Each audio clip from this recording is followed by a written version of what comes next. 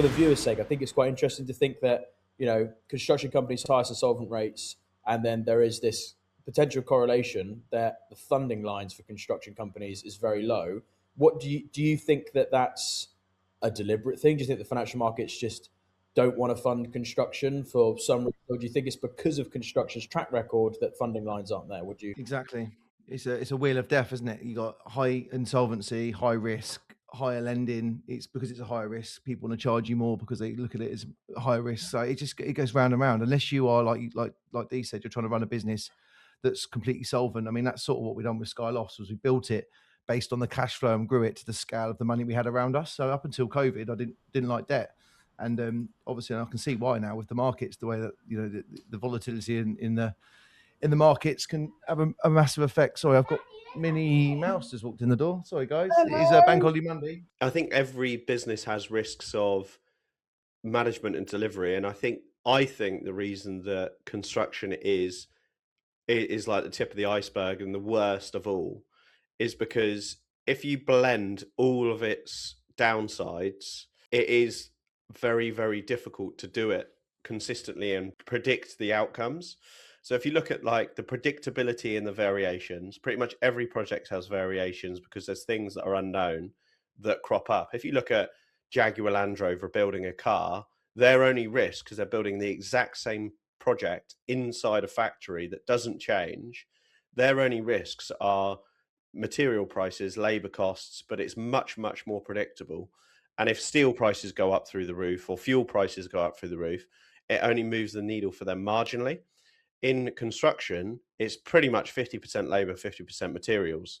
So if either of those swing, which they can, and the materials are a lot more intense in development. So if cement goes up or sand or fuel or, red diesel or whatever it may be, the impact that has on the total cost is much more felt in that environment than in a controlled environment in a Jaguar Land Rover Trail, for an example.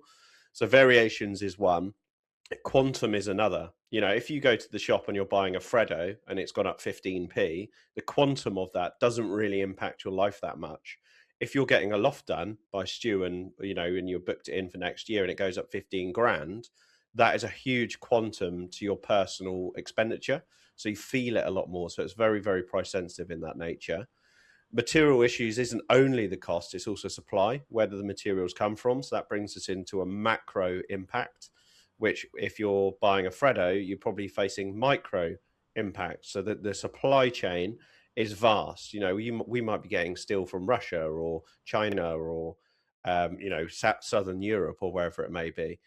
Then you've also got not only the labor costs, but also it's labor issues. There's labor shortages.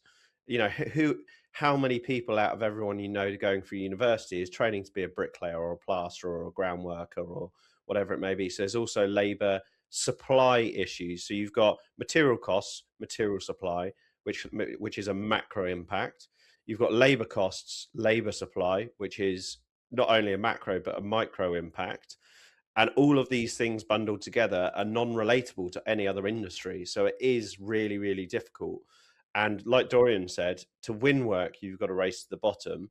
And you just think to yourself, well, if there is a lack of supply, why don't people just put up their prices? It's because of the quantum of the value. People can't do a loft extension for 15 grand more because then they can't do it.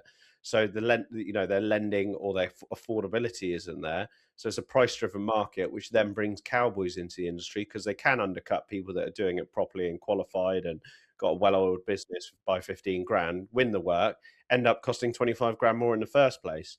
So one of the other problems is people instruct business that's cheaper, which ends up costing more, which you rarely would like sign on the dotted line for a Jaguar Land Rover and go, yeah, I want that spec, I want that car. And then they turn around and say, sorry, it's turned out 15 grand more. You're going to have to cough that up. You just be like, I don't want it. I want my money back.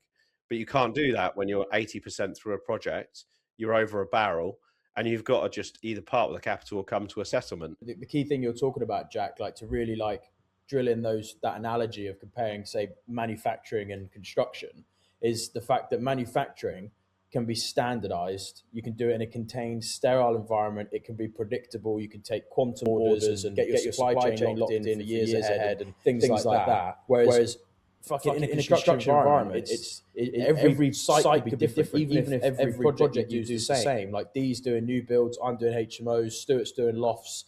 And you'd think we could standardize to the best we can, but you might get rain on one day. You might get frost on another day. You might get a contaminated site. You might get a neighbour that throws a brick at your subcontractor who falls off a ladder. Like there's just so many variables. Whereas in manufacturing, obviously you can standardize, but energy costs could be the big fluctuator for them that might not hit construction straight away.